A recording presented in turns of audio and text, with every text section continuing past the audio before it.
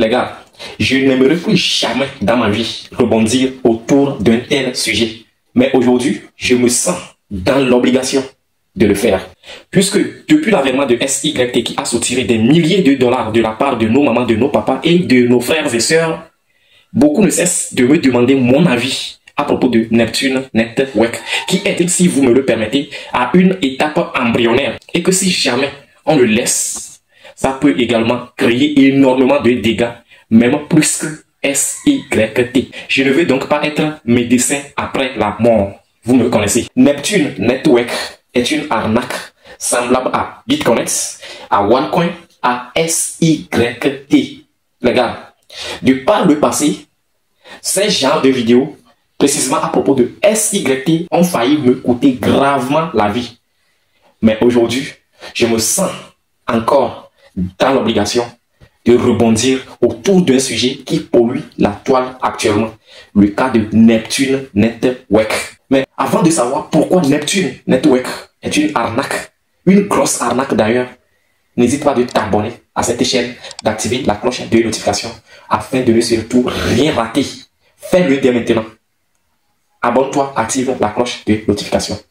Parce que tu sais que c'est seulement sur cette chaîne que tu entendras des vérités et des opportunités à propos des business en ligne, notamment le cas des crypto-monnaies. Ou du moins, cette chaîne fait partie des rares chaînes qui parlent des vérités et en même temps des opportunités à propos des business en ligne, surtout gratuitement. Regarde donc cette vidéo jusqu'à la fin, afin d'être sûr de ne pas louper ne serait-ce qu'une seule seconde. Car ce que je m'apprête encore à te dévoiler va catégoriquement te choquer et en même temps changer ta vie et ta perception vis-à-vis des business en ligne. Alors, let's go. Neptune Network se réclame être un projet de crypto-monnaie. Là n'est pas le souci. Il se dit avoir créé un portefeuille décentralisé offrant des services de finances décentralisées tels que le staking et voilà, on en passe. Neptune Network se dit également être dans le domaine du trading et de l'intelligence artificielle. Du coup, du trading automatisé. Du moins, c'est ce que j'ai appris à travers mes recherches et certaines interventions de la part de certains grands leaders de Neptune Network. Pourquoi je dis que là n'est pas le souci? Être dans le domaine de la DeFi, avoir un portefeuille et avoir une crypto-monnaie n'est pas le souci. Parce que tout projet peut se dire intervenir dans n'importe quel domaine d'activité, dans n'importe quelle catégorie. Donc c'est pour cela que je dis que l'autre n'est pas le souci. Ok, maintenant remontons. Neptune Network est un projet de crypto qui veut lancer, ou bien qui a lancé sa crypto-monnaie. Et donc du coup, il y a une partie quand on suit dans leur tokenomique, il y a une partie réservée à l'airdrop, une partie réservée à la team. Bon, vous allez scroller un peu, voilà, je vais scroller un peu, ça vous allez voir. Une partie réservée à la team, une partie réservée à l'airdrop, une partie réservée au potentiel airdrop, une partie réservée encore, voilà, à la liquidité, voilà, et on en passe. Voilà. Donc, la partie qui est réservée à l'airdrop, quelles sont les tâches à faire pour avoir accès à ce airdrop? Il faut télécharger leur wallet. Voilà, leur wallet. Créer un compte. Oh, voilà. C'est ce que j'ai lu, que je suis en train de dire. Je ne suis pas en train d'inventer. Donc, il faut créer un compte sur leur portefeuille. D'abord, télécharger l'application.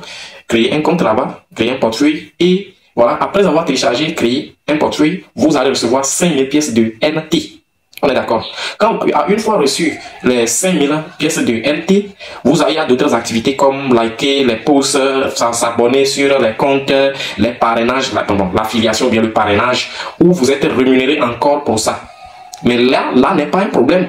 Parce qu'on a eu à croiser des airdrops, voilà, qui ont donné assez d'argent avec de simples tâches. Voilà, ça, il n'y a pas de problème. Mais le problème vient au moment de comment faire pour rentrer réellement en possession de ce airdrop, pour toucher le réel, comme le dit souvent les nouveaux, toucher réellement l'argent réel comme ça, de ce airdrop. C'est là que ça pose un peu problématique. Ça pose problématique parce que quand j'ai fait, après mes recherches, j'ai remarqué que il va falloir faire un dépôt en TRX. Il faut savoir que Neptune Network est un projet sur la blockchain de Tron. Donc il va falloir faire un dépôt en Tron, ou bien en USDT TRC20 ou USDC TRC20 et mettre en staking sur leur wallet. Voilà.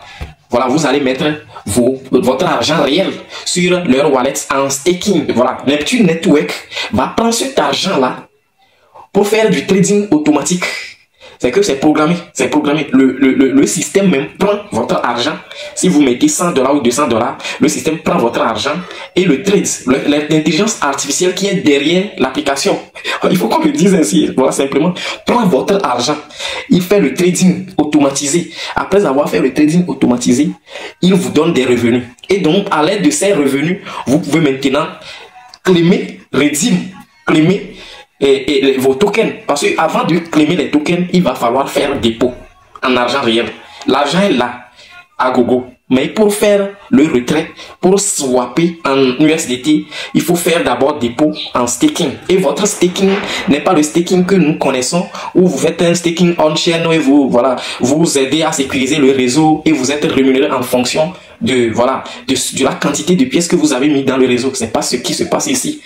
Ici, vous ne faites pas du staking on-chain, mais vous faites du staking, je peux dire, powered by AI. L'intelligence artificielle prend votre argent et va faire du trading automatisé. Je ne sais pas, on ne sait pas ce que l'intelligence artificielle trade, mais après, il vous donne des revenus et c'est à l'aide de ces revenus-là, vous allez pouvoir claimer et swapper vos tokens en argent réel, comme en USDT, et après retirer en argent fiduciaire de votre localité. Et voilà. Donc, vous allez remarquer que ça pose un peu problématique parce que quand on remonte un peu à l'histoire des airdrops, voilà, mais franchement, bon, disons que les airdrops à l'époque étaient gratuits, mais aujourd'hui, il faut qu'on le dise réellement, il faut qu'on dise la vérité, il faut investir beaucoup d'argent dans les airdrops afin de gagner. Mais c'est pas de cette manière, soit vous testez les protocoles, nous par exemple à Explore, nous dépensons beaucoup d'argent pour farmer les airdrops et être rémunérés. Ça, on est d'accord. On ne peut pas dire que quand on parle de airdrop, c'est la gratuité. Non. Aujourd'hui, les airdrops ont changé de tendance. Il faut suivre la tendance. Mais ce qui me donne avec Neptune Network, c'est pas le fait qu'ils veulent faire airdrop, mais c'est le fait qu'ils parlent de airdrop et que normalement, s'ils ont un protocole qu'on teste et on gagne de voilà, on teste après, on est rémunéré par rapport à l'activité faite sur leur réseau, au moins on allait comprendre. Donc, et ils se disent arriver avec une autre nouvelle tendance de farmer un airdrop. Vous allez mettre votre argent réel sur leur application et même quand vous voulez télécharger leur application n'est même pas sur Play Store. Donc, il va falloir que vous allez vous télécharger par APK. Voilà, et puis voilà, on vous envoie ça quelque part ou bien quelqu'un vous envoie ça, vous allez installer. Donc là aussi, c'est un problème. Parce que ça peut également causer un problème, de sécurité par rapport à vos données. On va fermer cette page-là. Mais ici, quand on parle de staking, ce que moi je sais par rapport, c'est que quand vous stakez votre argent sur une blockchain, vous aidez la blockchain à valider les transactions, vous sécurisez le réseau et vous êtes rémunéré en fonction de la quantité de pièces que vous avez staké sur le réseau. En dehors de ça, vous pouvez également faire du staking sur certains protocoles DeFi, etc. Et quand on prend les staking qui ne sont pas totalement directement on-chain par exemple les staking que proposent les services DeFi, que proposent certains échangeurs comme Binance, BitGet, par exemple, quand on prend ça, on remarque que même ces échangeurs, ce qu'ils font, les revenus de ces retours sur investissement qu'ils promettent, c'est des revenus que eux, ils vont. Quand vous mettez votre argent en staking, en participation, les échangeurs, eux maintenant, ils prennent votre argent, ils vont mettre réellement en staking on-chain. Et c'est à l'aide de ça que eux, ils vous rémunèrent. Parce que peut-être vous dites que voilà, vous faites confiance à BitGet, que voilà un protocole de staking. Voilà, comme maintenant BitGet, l'échangeur en question se joue un garant ou bien un intermédiaire entre toi et le protocole de staking. Là, les revenus qu'il va te promettre seront un peu inférieurs par rapport aux revenus que le protocole même promet. Ça, on est d'accord.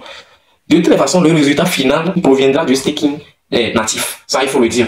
Bien sûr que certains projets ont leurs moyens de libérer leurs tokens au fur et à mesure que le temps passe. Il y a certains projets qui mettent à disposition une plateforme de staking, où vous venez mettre vos tokens en staking et vous gagnez d'autres tokens que eux-mêmes ils mettent pour rémunérer les gens. Ça, c'est pas du staking on-chain, mais ça permet également de rémunérer les gens et ça réduit l'inflation du token. Uniquement que ça. C'est pour cela que certains projets passent par ce moyen. Mais si on vous dit que vous faites le staking et que ce staking, vous le faites et on prend votre argent, on fait autre chose. on fait autre chose. Et c'est une intelligence artificielle qui trade votre argent et gagne des revenus. Après, il vous rémunère.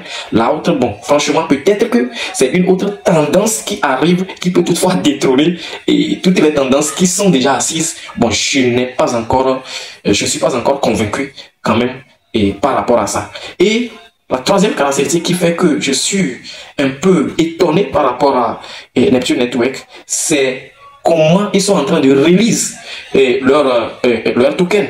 Parce que même ils te disent que tu reçois des pièces gratuitement, on est d'accord. Maintenant, une fois reçu les pièces gratuitement, tu dois maintenant faire dépôt. On ne parle plus de, on a déjà parlé de comment les revenus sont générés. Maintenant, tu peux retirer ton airdrop en fonction de la quantité de USDT, de Tron ou de USDC que tu as mis en staking sur leur application. C'est vraiment une dinguerie. Ils sont en train de dire que le token est swappable sur un échangeur décentralisé, nanani, nanana. Mais jusqu'alors, ce qu'il faut noter, si vraiment le token est swappable, je pense que là-bas, il va falloir peut-être avoir la possibilité d'acheter, mais pour vendre, ça va poser problématique. Maintenant, ce qui génère la liquidité pour que les gens puissent vendre, c'est les USDT que vous mettez en staking et que leur intelligence artificielle prend pour faire du trading automatisé. Et ce qui adviendra là-bas, c'est que il faut avoir mis ton argent en staking. Quand tu mets ton argent en staking, tu génères des revenus. Et ces revenus, ça te permet au prime abord de pouvoir débloquer une partie, voilà, de ton airdrop en fonction de ce que tu as mis. On est d'accord. Mais après, ça permet aux nouveaux de pouvoir swapper, d'avoir la liquidité, de pouvoir retirer ce que eux ils ont déjà gagné après avoir déposé. Donc c'est là que l'affaire devient louche. Ça veut dire que ce que on vous promet des pièces gratuites, voilà, on est d'accord, des pièces qui sont gratuites, mais vous devez déposer de l'argent. Maintenant c'est plus gratuit, ça veut dire que vous allez déposer en staking avant de pouvoir vendre, avant de pouvoir réclamer et vendre. Et une fois que les nouveaux viennent dans le système, il n'y aura pas de souci. Mais quand les gens vont refuser de ne plus faire dépôt, il n'y aura plus la liquidité parce que les pièces que vous avez reçues en airdrop n'auront plus de trucs. Et je me rappelle, je vais faire un briefing. Et il y a de cela quelques mois, depuis septembre jusqu'à décembre, il y a un de leurs business dev qui m'écrivait comme quoi de faire la promotion de leur plateforme. On s'était écrit, voilà, je peux vous montrer la discussion, mais j'ai refusé parce que j'ai fait analyse à propos du projet, moi. Ça me convainc pas. Normalement, je pouvais prendre de l'argent pour faire la promotion de ce projet, mais je ne l'ai pas fait parce que c'est à cause de vous que je ne l'ai pas fait. Je pouvais gagner énormément d'argent. Et quand vous allez sur les réseaux sociaux, vous allez remarquer que les promotions qui sont en train de se faire, ce ne sont pas des promotions naturelles, c'est des paid shield. Donc pour un genre de business, il faut énormément faire attention. Quand j'ai expliqué comment se passe le staking et autres, peut-être que eux aussi viennent avec une autre manière, mais écoutez-moi très bien, je parle en proverbe. Je parle en proverbe. Donc, en matière du fait que peut-être les gens vont se dire que non, que Léa0, quand il a lancé son airdrop, il va falloir qu'on fasse un don avant de pouvoir réclamer. L'autre, c'est un autre débat, c'est un autre domaine. Moi-même, j'ai eu à gagner l'airdrop de Léa0 et là, j'avais dépensé, voilà, quelques USDT pour réclamer ça parce que eux, ils sont en train de chasser les civils. Donc, il faut faire un don. On peut parler de proof of donation. Ça, autre, on est d'accord. Le token a été déjà listé en ce moment. Et quand, par exemple, tu reçois 1000 $, peut-être que tu vas dépenser 20 $, voilà, 20 $ pour le claimer. Nous tous, nous savons que c'est officiellement Léa0. Maintenant, parlant d'un projet maintenant qui est à une étape où on ne sait pas, où, voilà, et la tendance même sur les réseaux sociaux est problématique, ou si vous allez entendre parler de ces projets, c'est pas par paid shield. Là, je pense qu'il faut énormément faire attention. Et le comble dans tout ça, si vous fouillez bien sur leur site, vous fouillez bien leur roadmap, ils ont mentionné le fait qu'ils seront listés initialement sur des échangeurs comme Binance, Huobi et bien d'autres plateformes d'échange. Et si on jette un regard critique sur ça, une monnaie qui sera listée sur un échangeur ne va pas l'affirmer. Surtout Binance a des clauses et vraiment pour ça, le fameux NDA, Non-Disclosure Agreements. Ça veut dire que si tu seras listé sur Binance, tu ne dois pas dévoiler ça en public avant même que Binance même ne l'annonce. Sinon, au cas contraire, tu ne seras pas laissé. Vous allez voir que les projets qui ont l'habitude de faire ce genre de promotion sont des projets, des monnaies qui ne seront même pas laissés sur des échangeurs basiques jusqu'à ce qu'on ne parle de Binance ou des gros échangeurs. Et en même temps, ils sont en réglementation avec la SEC américaine. Or, si on fouille bien, même les grosses entreprises reconnues, déjà assises, n'ont pas pu faire tête à tête avec la SEC, mais eux, ils ont mentionné ça. Est-ce qu'ils sont obligés de mentir comme ça? Vous voyez, c'est comme ça les projets vraisemblables font pour vous attirer, pour attirer et retirer vos sous. Vous voyez, si Binance ou autre entreprise que nous connaissons déjà assise a signé un partenariat avec un projet, ils vont le mentionner sans doute sur leur compte Twitter, leur compte X. Vous voyez, C'est une analyse que j'ai faite. Et ceux qui nous suivent savent que s'il y a des business qui vont venir les gens, nous parlons toujours de ça et sur notre chaîne. C'est le cas de SYT Football où on avait vraiment sauvé les gens malgré que les gens nous insultaient en dessous, en commentaire de nos vidéos. Malgré que les gens nous menaçaient, on avait vraiment pris l'initiative de le faire et on a vraiment fait de notre mieux pour sauver beaucoup de personnes de cette mafia-là. Alors, n'hésitez pas de mettre vos points de vue en commentaire de la vidéo, d'intégrer notre groupe Telegram, le lien en description de la vidéo également. Mettez vos points de vue à propos de Neptune Network et ce que vous en pensez également. Si vous voulez, vous pouvez toutefois encore m'insulter. De toutes les façons, c'est mon point de vue. C'est mon point de vue. Vous pouvez toutefois encore m'insulter, insulter mes parents, comme vous l'avez fait dans le cas de SYT. Mais après, vous avez su que j'ai raison. J'ai totalement raison.